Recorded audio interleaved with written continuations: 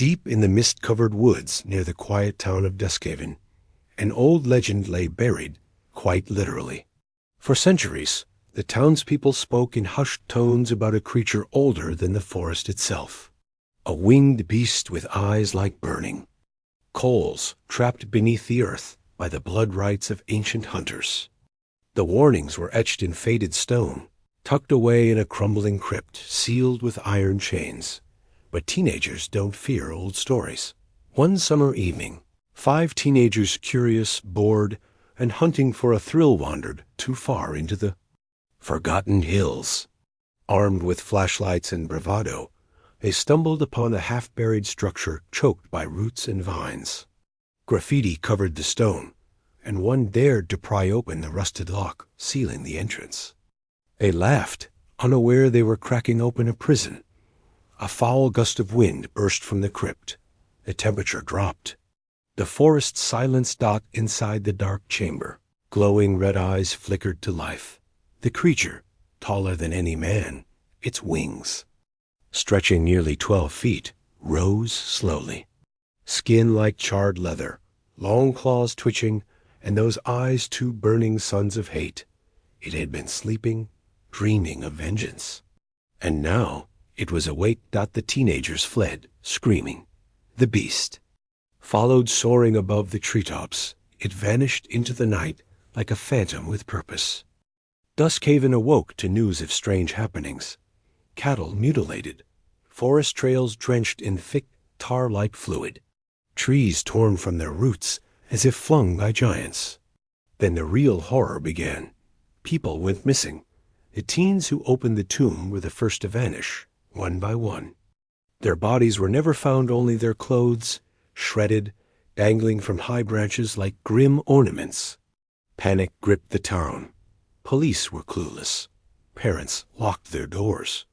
Children cried of red-eyed shadows at their windows. But one man believed. Elias Crow, a rugged recluse who lived on the outskirts of town, had spent his life researching the town's forgotten lore.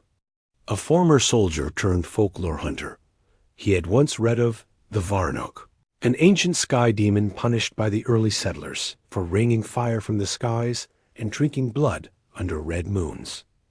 They had buried him, chained in cursed iron, with spells older than language dot, and now he was free.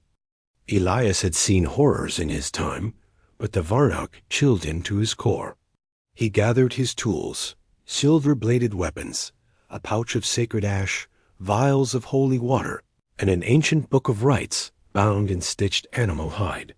He tracked the creatures, trailed through the dense woods, past blackened trees and hollowed animal carcasses. The deeper he went, the more the forest seemed to rot around him at night. Elias heard the flapping wings above his cabin. Once he glimpsed the beast's silhouette against the moon-massive wings, a serpentine neck, and twin burning eyes staring right into his soul. Elias knew he didn't have much time. On the night of the blood moon, Elias set out for the ruins with his weapons strapped across his back in the ancient crypt, now fully unearthed by unnatural winds. The creature waited. There was no dramatic speech, no negotiation. The beast swooped. From the shadows with a shriek that shattered glass in town, Elias rolled, barely dodging the talons, and lit a flare that scattered sacred ash into the air. The creature screamed, writhing as it caught fire briefly. It recovered quickly, too quickly, and lunged again. They battled through the crumbling forest, man versus monster. The Varnock's claws slashed, wings beat storms into the trees, and his screech curdled blood. But Elias, though battered, never stopped. He drove a silver blade into its heart. But the creature only laughed in a voice like cracking stone god. It was the ancient rite that saved him words from the book, shouted in the tongue of the first settlers. A prayer of banishment, backed by blood and fire. As Elias bled from a chest wound, he hurled the last of the ash into the beast's mouth. The creature howled. Its body split with cracks of red light. Its wings disintegrated mid-air. And in a final, screech that echoed across the hills. The Varnoke exploded into a cloud of smoke and embers. Elias collapsed near the smoking pit where the creature had died. Days passed before rescue found him. Duskhaven began to heal, its skies clear once more. The missing were mourned. The forest, slowly, began to regrow.